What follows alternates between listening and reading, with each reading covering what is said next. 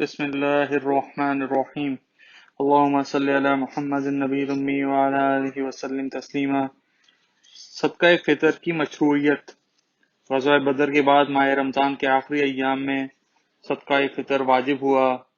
حضور صلی اللہ علیہ وسلم نے 27 رمضان کو صحابہ سے خطاب کر کے حکم دیا کہ نماز عید سے پہلے کھجور، کشمش یا جو میں سے کسی ایک جنس کا 1 صاع یا گندم کے 2 مد تقریباً 2.25 کلو صدقہ فطر میں ادا کیے جائیں تاکہ فقراء مستغنی ہو جائیں۔ نماز عید کی مشروعیت۔ عید الفطر اور عید الاضحیٰ کے تہوار ایک ساتھ مشروع ہوئے۔ 1 شوال کو مدینہ منورہ میں پہلی بار نماز عید الفطر ادا کی گئی۔ اس کے بعد ذی الحجہ میں عید الاضحیٰ منائی گئی اور ہر سال رسول اللہ صلی اللہ علیہ وسلم ذی الحجہ میں قربانی کرتے رہے۔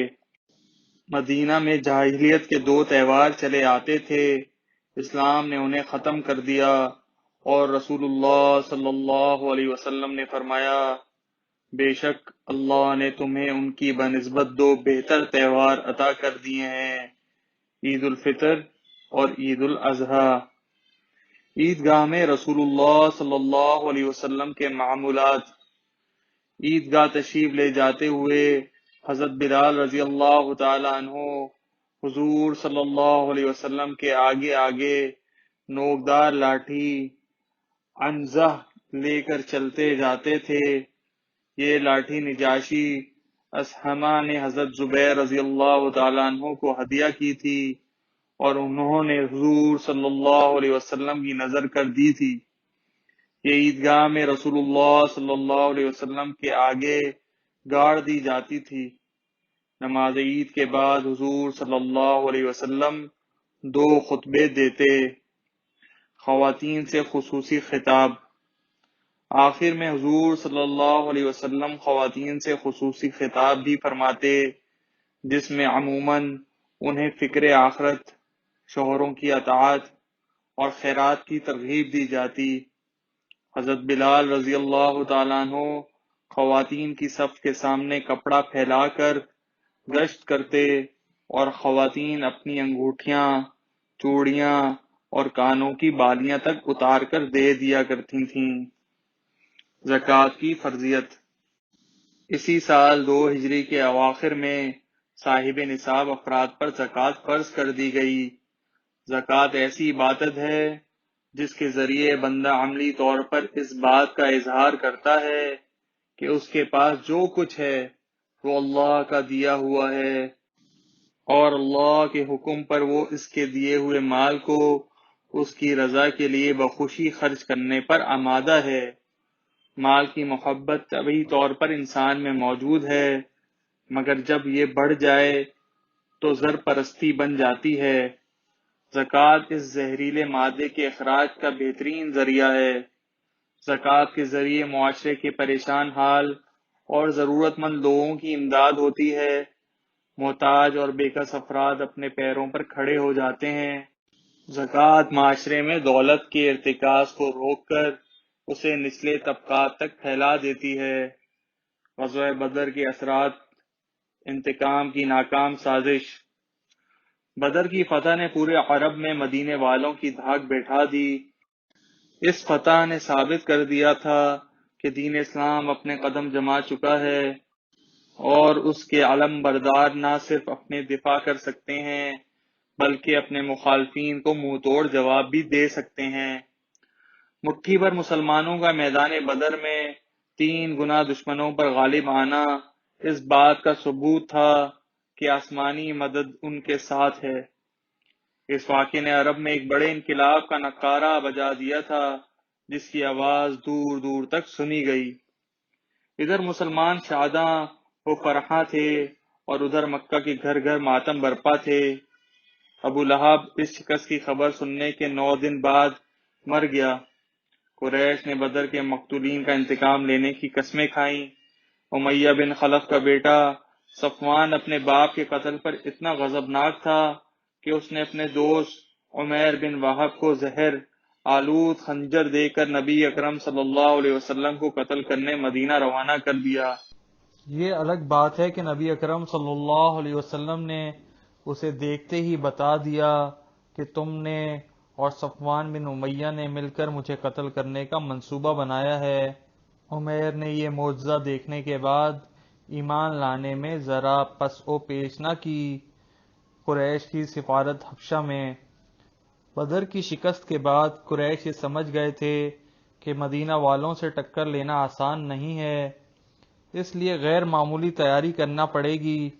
اس لیے انہوں نے شام سے آنے والے تجارتی قافلے کا سارا سرمایہ ایک بڑی جنگ کی تیاری میں جھونک دیا۔ اس کے ساتھ ساتھ قریش کی نظریں حبشہ میں پناہ گزین مسلمانوں پر مرکوز ہو گئیں جو کئی سال سے وہاں امن و چین کی زندگی بسر کر رہے تھے۔ قریش نے یہ دیکھ لیا تھا کہ مدینہ میں مسلمان مستحکم ہیں، مگر حبشہ ایک عیسائی ملک تھا جہاں صرف بادشاہ کے عدل کی وجہ سے مسلمانوں کو پناہ ملی ہوئی تھی۔ قریش نے بدر کا انتقام لینے کے لیے سوچا کہ کیوں نہ حبشہ سے مسلمانوں کو بے دخل کرایا جائے۔ انہوں نے عمرو بن العاص اور عمارہ بن ولید کو قاصد بنا کر نجاشی کے دربار میں بھیجا۔ ان دونوں نے نجاشی سے شکایت کی کہ یہ لوگ ہمارے مجرم ہیں، آپ انہیں پناہ نہ دیں بلکہ ہمارے سپرد کر دیں، مگر اس بار بھی یہ کوشش ناکام رہی اور نجاشی نے قریشی وفد کو بے نیل مرام واپس بھیج دیا۔ حضرت فاطمہ رضی اللہ تعالی عنہ اور حضرت علی رضی اللہ تعالی عنہ کا نکاح۔ اسی سال رسول اللہ صلی اللہ علیہ وسلم نے اپنی چھوٹی صاحبزادی حضرت فاطمہ الزہرا رضی اللہ تعالی عنہا کے نکاح کی ذمہ داری بھی انجام دے دی۔ ان کے لیے آپ صلی اللہ علیہ وسلم نے اپنے چچا زاد حضرت علی رضی اللہ تعالی عنہ کو پسند فرمایا۔ یہ نکاح غزوہ بدر کے بعد ہوا اور نہایت سادگی سے رخصتی ہوئی۔ یہود سے پہلا مارکہ، غزوہ بنو قینقاع۔ بدر میں مسلمانوں کی فتح نے جہاں قریش کو مضطرب کر رکھا تھا، وہاں مدینے کے یہودی بھی جو رسول اللہ صلی اللہ علیہ وسلم سے اتحاد کا معاہدہ کر چکے تھے، اسلام کی بڑھتی ہوئی قوت سے تشویش میں مبتلا ہو گئے تھے۔ خاص کر بنو قینقاع کے یہودیوں نے جو سنار اور صنعت کار ہونے کی وجہ سے بڑے دولت مند تھے، غزوہ بدر کے بعد حضور صلی اللہ علیہ وسلم سے عہد شکنی کرتے ہوئے قریش مکہ سے ساز باز کرنے اور ان کا اتحادی بننے میں بھی کوئی باک محسوس نہ کیا۔ حضور اکرم صلی اللہ علیہ وسلم کو ان کی غداری کا پتہ چلا تو خود ان کے محلے میں تشریف لے گئے جو مدینہ کے محلوں سے ملا ہوا تھا۔ حضور صلی اللہ علیہ وسلم نے انہیں جمع کر کے اسلام کے خلاف گٹھ جوڑ سے باز رہنے کی تلقین کی اور اسلام قبول کرنے کی دعوت بھی دی، جس کا انہوں نے یہ اہانت امیز جواب دیا: آپ کا واسطہ مکہ کی اناڑی فوج سے پڑا ہے، ہم سے نہیں۔ ان کا رویہ اعلان جنگ کے مترادف تھا، تاہم رسول اللہ صلی اللہ علیہ وسلم نے صبر و تحمل کا مظاہرہ کیا۔ چند دنوں بعد بنو قینقاع کے یہودیوں نے اپنے صرافہ بازار میں زیور بنوانے کے لیے آنے والی ایک مسلمان خاتون کو بے لباس کرنے کی کوشش کی۔ کسی مسلمان نے یہ منظر دیکھ لیا اور ایک بدماش یہودی کو موقع پر قتل کر دیا۔ باقی یہودی قلعہ بند ہو گئے۔ اس گھناؤنی حرکت کے بعد یہودی کسی رعایت کے مستحق نہ تھے۔ حضور صلی اللہ علیہ وسلم نے یہ خبر سنتے ہی فوج مرتب کی اور ان کے قلعوں کا محاصرہ کر لیا۔ یہ 14 شوال سن 2 ہجری کا واقعہ ہے۔ یہ اسلامی تاریخ کی پہلی جنگ تھی جس میں قلعہ بند دشمن کا سامنا تھا۔ 15 دن تک محصور رہنے کے بعد بنو قینقاع نے ہار مان لی۔ انہیں سزا کے طور پر جلا وطن کر دیا گیا۔ یہ لوگ مدینہ سے نکل کر شام کے سرحدی علاقے ازرعات میں جا بسے۔ غزوہ سویق۔ مسلمانوں اور یہودیوں میں کشمکش کا آغاز ہوتا دیکھ کر قریش یہود کو ساتھ ملانے کا سوچنے لگے۔ پہلے انہوں نے مدینہ میں بسنے والے یہودیوں سے خفیہ طور پر حلیفانہ تعلقات استوار کرنے کا فیصلہ کیا۔ یہ کام بنو امیہ کے رئیس ابو سفیان بن حرب کے سپرد ہوا۔ ابو جہل، ابو لہب اور عتبہ جیسے رئیسوں کی ہلاکت کے بعد ابو سفیان کو قریش کا قابل ترین فرد مانا جاتا تھا۔ ابو سفیان نے 200 افراد کے ساتھ مدینے کا رخ کیا اور یہود بنو نذیر کے قلعوں میں قیام کیا۔ یہاں کے رئیس سلام بن مشکم سے اتحاد و تعاون کے عہد و پیمان ہوئے۔ واپسی میں ابو سفیان نے جاتے جاتے مدینہ کے ایک نخلستان کو نظر آتش اور ایک انصاری کو شہید کر دیا۔ نبی اکرم صلی اللہ علیہ وسلم نے خبر ملتے ہی تعقب کیا، مگر مکہ والے فرار ہو گئے۔ بھاگتے ہوئے اپنے ستوؤں کا توشہ پھینکتے گئے۔ ستو کو عربی میں سویق کہتے ہیں، لہٰذا یہ مہم غزوہ سویق کہلاتی ہے۔ خصوصی خفیہ کارروائی، کعب بن اشرف یہودی کا قتل۔ قریش کے مسلح افراد کو اپنے ہاں جگہ دینے اور انہیں مدینہ میں کارروائی کا موقع فراہم کر کے بنو نذیر بھی اہل مدینہ سے معاہدے کی پاسداری کو مشکوک کر چکے تھے۔ بنو نذیر کا ایک رئیس کعب بن اشرف اسلام دشمنی میں زیادہ سرگرم تھا۔ وہ شاعر بھی تھا اور اپنے اشعار سے مجمع میں آگ لگا دیتا تھا۔ اب وہ اپنے اشعار میں مسلم خواتین کو ہوسناک تخیل کا نشانہ بنانے لگا۔ اس کی یاوہ گوئی سے نبی اکرم صلی اللہ علیہ وسلم بھی محفوظ نہ تھے۔ اس وقت اس نے حد ہی کر دی جب وہ مکہ جا کر قریش کے سرداروں سے ملا اور بدر کے مقتول مشرکین کی یاد میں ایسے دردناک اشعار کہے کہ حاضرین سراپا انتقام بن گئے۔ میثاق مدینہ کے خلاف یہ سرگرمیاں اسلامی حکومت سے کھلی بغاوت اور بہرحال قابل سزا تھیں۔ حضور صلی اللہ علیہ وسلم فی الحال بنو نذیر سے جنگ چھیڑنا نہیں چاہتے تھے، مگر حد سے زیادہ فتنہ پھیلانے والوں کو مزید شر انگیزی کا موقع دینا بھی مناسب نہ تھا۔ اسی لیے آپ نے ایک دن فرمایا، کون ہے جو کعب بن اشرف کو ٹھکانے لگائے؟ محمد بن مسلمہ رضی اللہ تعالیٰ عنہ نے اس کام کا ذمہ لیا اور ساتھ ہی کعب بن اشرف سے کچھ باتیں کرنے کی اجازت مانگی جو آپ صلی اللہ علیہ وسلم نے عطا فرما دی۔ محمد بن مسلمہ رضی اللہ تعالیٰ عنہ قرض لینے کے بہانے کعب بن اشرف کے قلعے میں پہنچے اور ملاقات کے دوران ایسی باتیں کہیں جن سے یہ ظاہر ہوتا تھا کہ اسلام کے لیے صدقہ خیرات دے دے کر وہ مالی بوجھ تلے دب گئے ہیں۔ کعب نے کہا، اللہ کی قسم یہ پیغمبر تمہیں مزید تنگ کریں گے۔ جب قرض کی بات آئی تو کعب نے بدلے میں گروی رکھنے کے لیے عورتوں یا بچوں کا مطالبہ کیا۔ محمد بن مسلمہ رضی اللہ تعالی عنہ نے کہا، عورتوں کو تم جیسے عرب کی حسین ترین شخص کے پاس کیسے چھوڑا جا سکتا ہے؟ بچوں کو یرغمال رکھوایا تو انہیں قرض کے بدلے گروی رہنے والے کا طعنہ ملتا رہے گا۔ ہاں، ہم اپنا اسلحہ تمہارے پاس رکھوا سکتے ہیں۔ کعب بن اشرف اسی پر راضی ہو گیا۔ محمد بن مسلمہ رضی اللہ تعالیٰ عنہ رات کو 2-3 ساتھیوں سمیت اسلحہ اٹھائے اس کے قلعے میں پہنچ گئے۔ محمد بن مسلمہ رضی اللہ تعالیٰ عنہ ساتھیوں کو سمجھا چکے تھے کہ جب میں اشارہ کروں تو اس پر ٹوٹ پڑنا۔ آخر کعب سے ملاقات ہوئی۔ اس وقت اس نے بہترین خوشبو لگائی ہوئی تھی۔ محمد بن مسلمہ رضی اللہ تعالیٰ عنہ کہنے لگے، ایسی خوشبو میں نے کبھی نہیں سونگھی۔ وہ شیخی میں آ کر کہنے لگا، ہاں، میرے پاس عرب کی سب سے زیادہ خوشبودار اور حسین ترین عورت ہے۔ محمد بن مسلمہ رضی اللہ تعالیٰ عنہ نے کہا، کیا مجھے اجازت ہے کہ تمہارے سر کی خوشبو سونگوں؟ کعب نے ہاں کہہ کر جوں ہی سر آگے کیا، محمد بن مسلمہ رضی اللہ تعالیٰ عنہ نے اسے دبوچ لیا اور ساتھیوں کو کہا، اسے نپٹا دو۔ یوں اسلام کے اس دشمن کا کام تمام ہو گیا۔ یہ واقعہ 14 ربیع الاول سن 3 ہجری کا ہے۔ ام کلثوم رضی اللہ تعالی عنہا کا نکاح۔ حضور صلی اللہ علیہ وسلم کی ایک بیٹی ام کلثوم اب تک کنواری تھیں۔ ادھر رسول اللہ صلی اللہ علیہ وسلم کی بیٹی رقیہ رضی اللہ تعالی عنہا کی وفات کے بعد عثمان غنی رضی اللہ تعالی عنہ تنہا ہو گئے تھے۔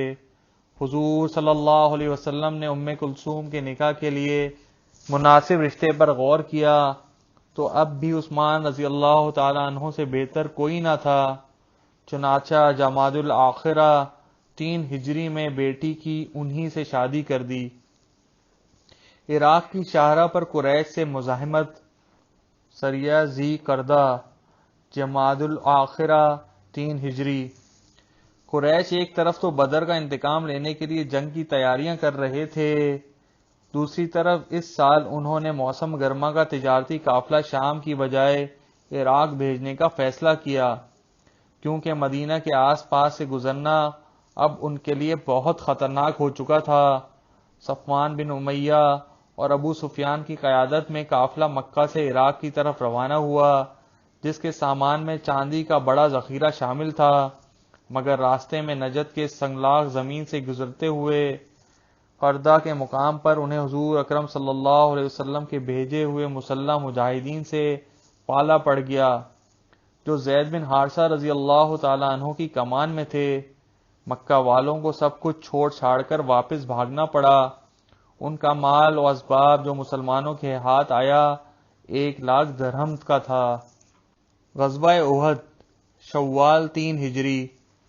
قریش کے لیے مدینہ پر چڑھائی کے کئی محرکات جمع ہو چکے تھے۔ تجارتی راستوں کی بندش تبھی کھولی جا سکتی تھی جب مسلمانوں کو نہتہ کیا جاتا۔ بدر کے مقتولین کا انتقام بھی مدینہ پر حملہ کر کے ہی لیا جا سکتا تھا۔ عرب میں اپنی سابقہ آن بان بحال کرنے کا بھی اب ان کے خیال میں اور کوئی طریقہ نہ تھا، لہذا ایک فیصلہ کن جنگ ناگزیر ہو چکی تھی۔ قریش نے اپنا سارا تجارتی نفع خرچ کر کے ایک زبردست لشکر تیار کیا، جس میں ان کے حلیف قبیلے اور احابش کے جنگجو بھی شامل تھے۔ 3,000 کے اس لشکر میں 200 گھڑ سوار اور 700 زرہ پوش سپاہی تھے۔ 15 مرثیہ خواں عورتیں بھی تھیں جو بدر کے مقتولین کے نوحے پڑھ پڑھ کر فوج کو جوش دلاتی تھیں۔ اس لشکر کے پابہ رکاب ہوتے ہی حضور صلی اللہ علیہ وسلم کے چچا حضرت عباس نے بنو غفار کے ایک تیز رفتار سوار کو اطلاعی رکہ دے کر مدینہ بھیج دیا۔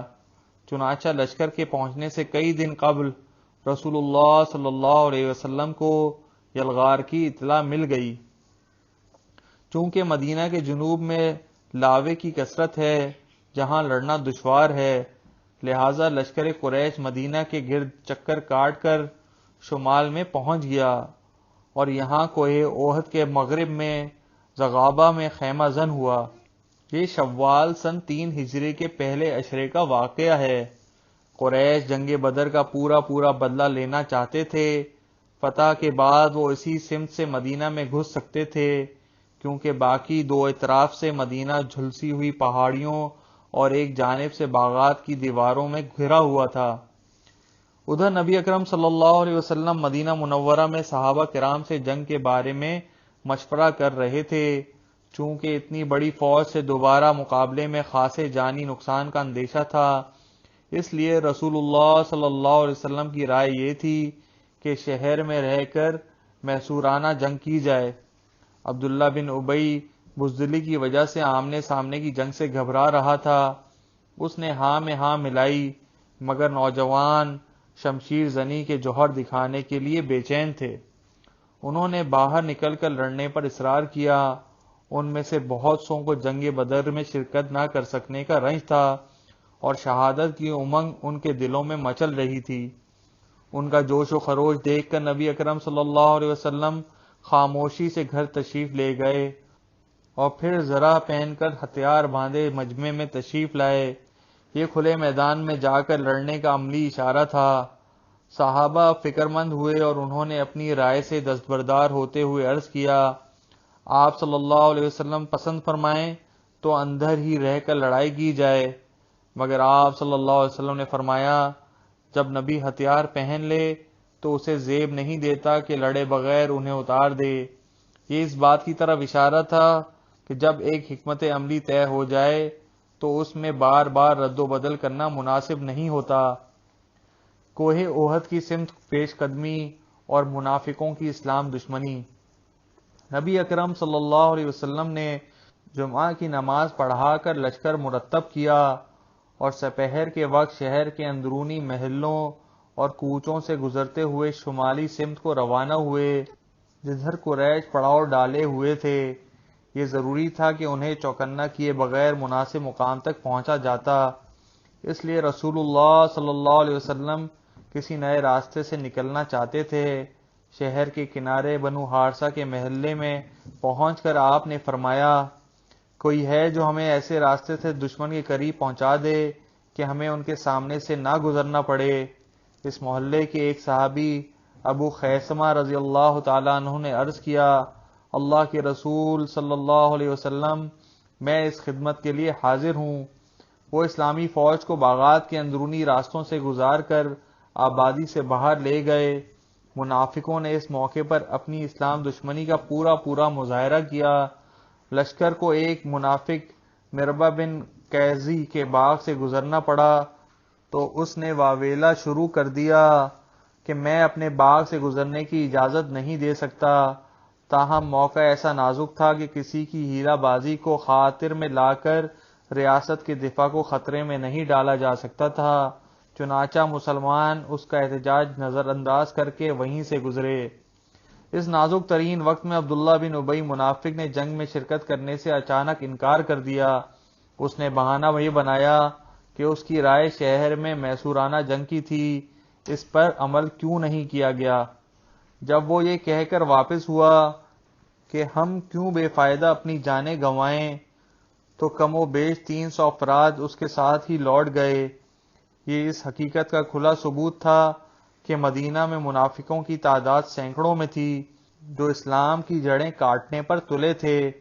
صورتحال ایسی تھی کہ ان غداروں کو روکنے کی کوشش کرنا ایک نئی جنگ مول لینے کے مترادف تھا، اس لیے حضور صلی اللہ علیہ وسلم نے خاموشی اختیار کی۔ لشکر کا 1/3 حصہ کم ہو گیا تھا، اب لگ بھگ 700 افراد رہ گئے تھے۔ اگر منافقین شروع سے لشکر کے ساتھ نہ چلتے تو اتنی حوصلہ شکنی نہ ہوتی، مگر اب ان کے اچانک چلے جانے سے اسلامی فوج کو سخت دھچکا لگا، مگر اللہ کی رحمت اور حضور صلی اللہ علیہ وسلم جیسے بے مثال قائد کی رہنمائی شامل حال تھی، اس لیے مسلمان ہمت نہ ہارے۔